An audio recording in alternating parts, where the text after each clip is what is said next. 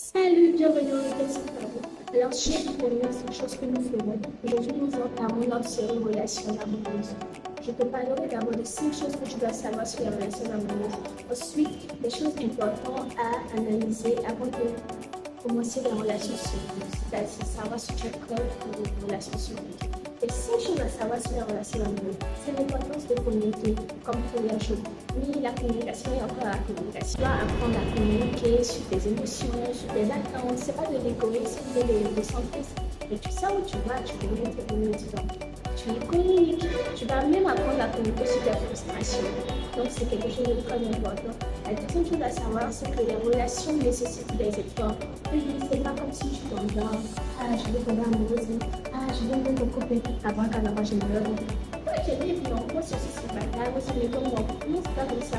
Tu décides de te mettre en couple, tu dois prendre conscience qu'il y a un certain nombre d'efforts que tu dois devoir faire.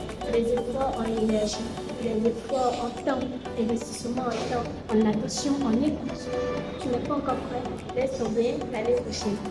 La troisième chose à savoir, c'est que la relation aussi doit être équilibrée. Si ton conjoint investit un certain nombre d'efforts, toi aussi tu dois y investir. Ne laisse pas tous ces efforts, sinon il risque d'être étouffé et même s'il t'aime, il se sentira épuisé émotionnellement et ne pourra pas continuer la relation. La quatrième chose à savoir, c'est que le respect est crucial. Si tu prends l'exemple des femmes, tout le monde aime être respecté, principalement en ce qui concerne nos émotions, nos sentiments, nos valeurs et nos principes personnels. C'est très important de respecter les limites de ton conjoint. Et la dernière chose à savoir, un peu drôle, c'est que les ruptures ne sont pas un sacrilège. Il peut arriver que tu vas te mettre en relation et que tu vas rompre.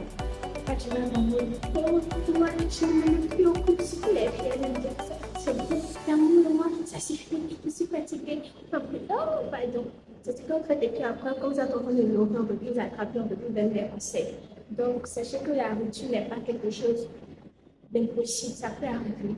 Il faut juste apprendre de ses erreurs et aussi de donner encore de l'espoir à l'amour, de taper à la porte.